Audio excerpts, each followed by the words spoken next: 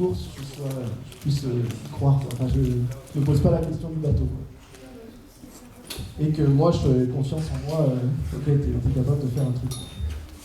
Donc voilà, donc ça c'est les petites photos du chantier de cet hiver. Donc quand je vous dis qu'il a fallu passer, ça c'est Clément Buc, justement, l'ancien président qui ponce vigoureusement la carène du bateau. Et donc voilà, il y a eu tout un chantier, on a mis tout le bateau à poil, on a tout poncé, on l'a repeint pour qu'il soit joli et qu'il aille vite. Je sais pas si ça a aidé vraiment, mais bon, on était contents en tout cas. Et ça nous a occupé beaucoup, des week-ends entiers. Ça c'est pas pour... Enfin voilà, c'est vraiment cool, mais tu vois, je partais de Paris vendredi à je sais pas, 19h ou 20h, j'arrivais à Lorient. Et étant donné qu'à Lorient je connaissais personne, j'allais directement au chantier, je dormais dans ma voiture, on ponçait, si on pouvait finir à 2h du matin, tac, on dormait dans la voiture comme des romanichels, et on se levait le matin et on ponçait. Enfin, tu vois, c'est vraiment, on était dédiés à ça. Mais bon, c'était cool, ça valait le coup. Et puis donc, bon, il y a tout ça, et puis de l'autre côté, il y a un truc qui est vraiment stressant, c'est trouver du pognon, parce que tous ces chantiers, tu peux pas le supporter tout seul, quoi. Je pouvais aller faire ces chantiers parce que j'ai un boulot qui me laissait de la souplesse, mais cette souplesse, elle se compense aussi souvent par un salaire moindre, quoi. Donc, bon, moi, c'est comme ça que j'ai choisi de vivre ma vie, mais il y en a d'autres qui gagnaient plus d'argent, mais faisaient faire. C'est deux manières de voir les choses. Et donc, voilà, il a fallu démarcher, et là, le démarchage, c'est l'enfer, quoi. C'est énormément de boulot, énormément de mails, de coups de fil, d'espèces de réflexion de présentation de projet, de réfléchir à comment est-ce que tu vas aborder quelqu'un, des dossiers à monter. Enfin, c'est beaucoup de boulot. Des déceptions, comme Nenstar, par exemple. J'aurais pu lui filer un petit billet quand même, mais tant pis. Ça arrive. Et finalement, moi, ce qui ressort, c'est que le fait d'avoir un projet cohérent, ça a vraiment été utile dans ces démarchages. Le fait que je portais le truc vraiment en moi et que j'y croyais vraiment, ça ouvre des portes et ça les gens t'écoutent. Parce que si tu n'y crois pas, c'est mort. Et puis, ce qui a débloqué les choses, c'était vraiment le réseau personnel.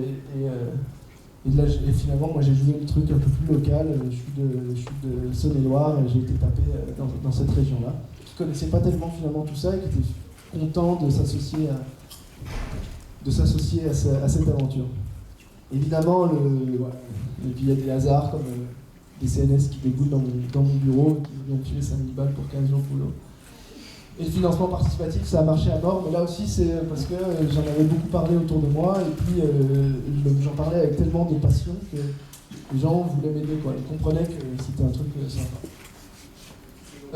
Et voilà. Donc on arrive avec en septembre dernier, j'ai à peu près le pognon. J'ai le bateau qui, je crois, est prêt, mais dans les 15 jours, je me rends compte qu'il n'est pas prêt. Donc c'est 15 jours à bloc de préparation, de changement de goutte, de réinvestissement, de dernière minute, d'équipement foireux. On se prépare à fond, ça s'accélère. En fait, tout au long de ces 2 ans, c'est une accélération permanente, quoi. Au début, tu te dis, bon, ça va le faire, tada, je vais mettre du fric de côté, et puis je vais de temps en temps naviguer, puis ça va le faire. Ça passe, et puis tu te rends compte, j'ai besoin de thunes, il faut que je fonce, et puis à la fin, mes derniers jours de boulot, je pense que je bossais 2 heures pour le boulot et 7 heures pour ça, quoi. Donc, j'ai des chefs compréhensifs. Et donc, même jusqu'à la veille de la course, on était en train de faire du bricolage, quoi. Et donc, c'est comme ça. Et c'est la spécificité de cette course, c'est que les mecs, ils sont tous un peu à l'arrache, tous un peu limite, donc il se passe plein de choses au dernier moment sur les pontons. C'est assez cool. Et donc la course, bah voilà, là c'est tout l'aspect avant-course. Donc là c'est vraiment C'est vraiment du plaisir à partir de ce moment-là, enfin du plaisir. T'as plus de stress, t'es parti quoi. Donc t'as tout ce stress qui se libère. Donc t'as une espèce de petite fête. Enfin c'est vraiment, c'est à la fois une course amateur, mais c'est un truc qui passionne quand même tout le monde maritime. Donc vous voyez, j'ai mis des photos un peu en vrac pour montrer qu'il y a quand même du monde sur les pontons, il y a des animations. Moi j'avais fait venir tous mes sponsors sur des Zodiacs pour suivre le départ de course. Voilà, ça c'est tous mes petits sponsors. Vous voyez, il n'y a pas Amstar, et puis voilà, c'était le grand départ quoi. Alors c'est aussi un bon moment, c'est perso, mais c'est aussi un bon moment pour tu vois, partager du temps avec mes parents qui sont venus m'aider à la fin, mes frangins qui sont venus m'aider. Donc voilà, ça c'était l'avant-course, c'était à la fois extrêmement stressant et ça embrouillait avec mon père en particulier comme jamais, mais c'était vachement bien. Donc c'est un peu tout mélangé qui arrive. Et donc on part, et donc tiens, je vais essayer de...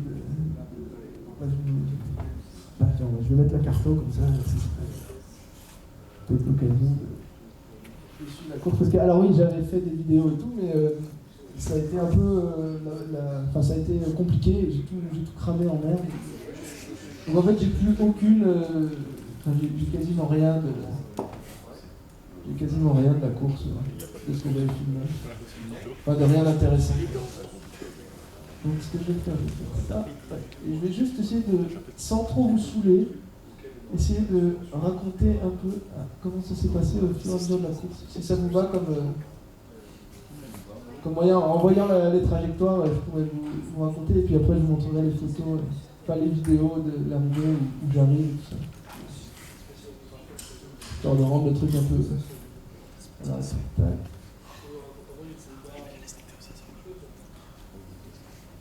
alors du coup, comme je vous l'ai dit, j'étais vraiment stressé au départ, là. Et donc j'ai vraiment subi toute la première phase, là. Donc on part de... Je vais mettre un peu plus vite, puis je mettrai tout. Donc on part de Douarnenez, on passe le Ratsin qui est le point là où il y a vraiment beaucoup de courant. Enfin on passe dans des conditions géniales, donc c'est tout top. Et puis là il y a un peu le début de la course qui démarre et moi j'étais complètement à la ramasse là parce que je comprenais plus trop ce qui se passait. Je zoome un peu, je vous raconte quelques petites anecdotes et puis j'essaie d'aller assez vite. Donc là par exemple c'est la première nuit ou la deuxième, je sais plus. Première nuit je crois, et vous voyez nous on doit aller là et tout le monde se barre vers le nord quoi. Là on est il y a zéro nœud, enfin ou très peu de vent. Et en fait finalement c'est le seul moment où on doit jouer un peu stratégique vis-à-vis du passage de front. Donc il y a un front qui arrive, enfin une dépression qui arrive avec un front. Et ce qu'on appelle un front, c'est le passage d'une masse d'air chaude sur une masse d'air froide. Et ce que tout le monde va faire là, c'est d'aller chercher la bascule de vent, parce que derrière un front, le vent bascule.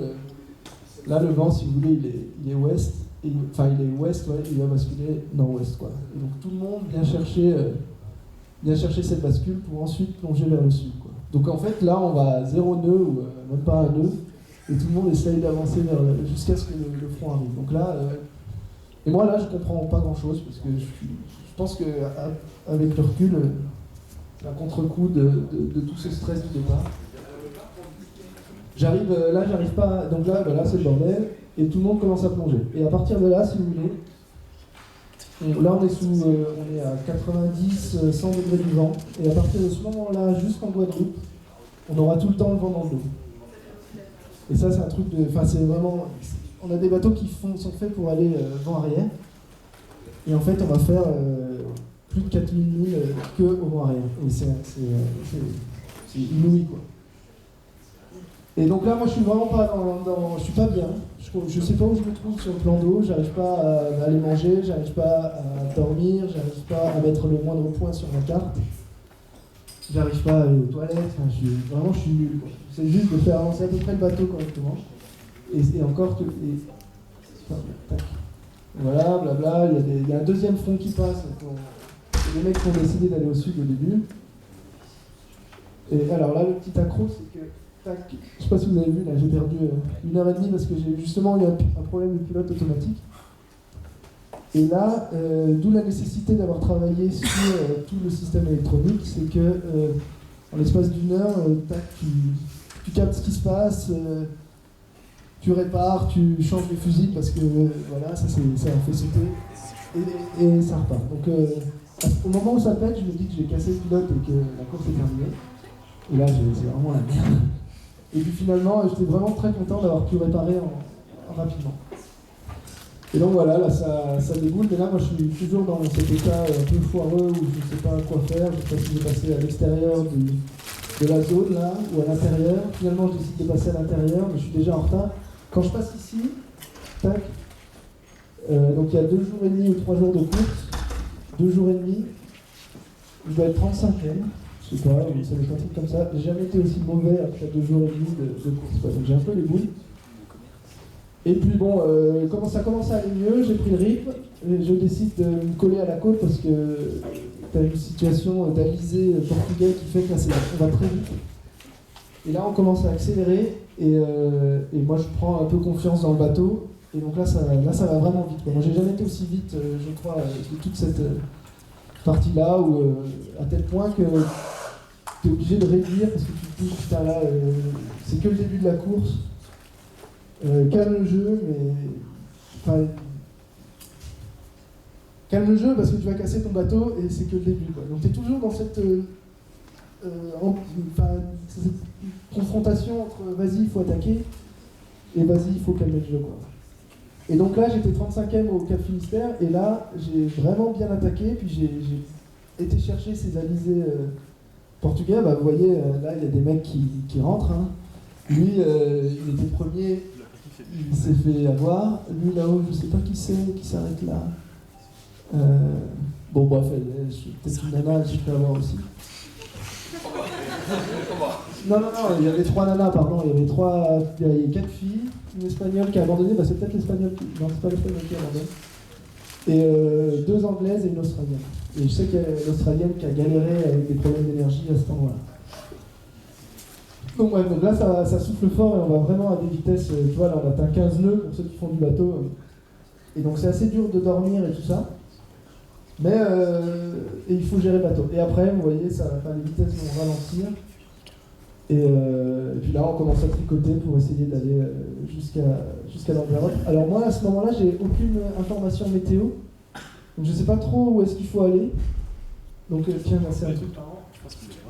Tac, merde. Hop. Là, vous voyez, je suis à proximité de 2 bateaux. Et lui, là, que je vois, lui va partir à gauche. Il reste 3 jours de course. Là, lui va partir plutôt à l'ouest. Moi, je crois que je pars à l'est. Et en fait, avec ce bateau, on se retrouve, il finit 7 minutes devant moi. Ben voilà, c'est ça. Eux deux, ils partent. Et bon, lui, il finira juste poil de cul devant moi à l'arrivée à Lanzarote. Donc, voilà, cette première étape, c'était vraiment un moyen pour moi de voir un peu où j'en étais. C'est la première fois que je regarde ça de... Ah, vous voyez, tac, il finit juste devant moi, le salaud. Donc voilà, cette première étape, ça m'a fait vraiment prendre conscience du potentiel du bateau et de se dire, bah, en fait, sur ces bateaux-là, il faut vraiment bombarder, quoi. Et ça a été un peu une révélation. Donc je me dis que il y avait quand même moyen de faire mieux si j'avais plus navigué avant. Mais bon, ça. Donc voilà, ça c'est quelques images de l'arrivée. C'est justement quand je croise les bateaux là, il y a un bateau accompagnateur où on est vraiment au milieu de nulle part, là, et donc il prend ses photos, c'est cool. Et là, à l'arrivée, c'est cool, on t'amène une bière. Ça va, quoi. Voilà. T'arrives, et là, il était 2h du matin, et on t'amène une bière, c'est cool. Et t'es content. Et en fait, je crois que j'ai arrêté de boire des bières à 5h du matin le lendemain. Donc, c'est vraiment sympa. Donc, on arrive à Lanzarote. Je passerai les détails, mais c'est marrant, un mois où on a pu faire la fête et préparer la deuxième étape. Bref, c'était vraiment sympa. Et puis on se retrouve avec tous les concurrents, donc ça devient une espèce de petite colonie et une vraie promo, quoi. Donc enfin, voilà, c'est à peu près aussi débile que quand on fait des fêtes ici. Et un mois plus tard, c'est le départ pour la grosse course. Alors je vais aller plus vite ce coup-là. Mais je vais vous montrer le départ, parce que le départ c'était quand même un truc cool. Ce qui s'est passé, c'est qu'on a eu pendant un mois du beau temps à Lanzarote. Et le jour du départ, en fait... attends, est-ce que je peux déplacer ça ? Le jour du départ, en fait, c'était un peu la cartouche, quoi. On avait 25 à 30 nœuds. Et bon voilà, ça s'est passé comme ça. Tout le monde avait avec des voiles. Vous voyez, ceux qui ne connaissent pas, les voiles normalement vont jusqu'en haut du mât. Et tout le monde avait réduit un peu sa voilure. Et puis c'est parti à fond, quoi. Moi je suis parti sous GV2 riz, le génois avec un riz, c'est-à-dire qu'on réduit la toile, et vous voyez pareil le spi médium que j'avais réduit aussi, et au bout d'une heure de course ou 1h30, j'ai l'impression que je me fais un peu défoncer par les autres, quoi. Donc je remets le grand spi, et 3 heures après je fais un gros... je me retrouve en vrac et je casse un élément tiens, regardez le mec derrière. Un élément de mon pilote automatique qui fait que pendant toute la course, je ne pourrais pas utiliser le pilote automatique autant, à 100%, quoi. Je pourrais utiliser que 30% de ses capacités. Et donc quand je pète ça, je m'en rends compte, je me dis est-ce que je rentre ? Et puis en fait le créneau météo faisait que soit on partait avec le vent là, qui allait descendre tout le long de l'Afrique pendant 5-6 jours, soit on partait pas avec ce vent là et on se retrouvait tout seul dans la molle, dans pas de vent, et à faire la course tout seul. Donc je prends la décision de continuer malgré ça, et je pense que c'était la meilleure décision à prendre. Mais voilà, le gros truc c'est qu'on avait très peur parce que les bateaux sont très chargés.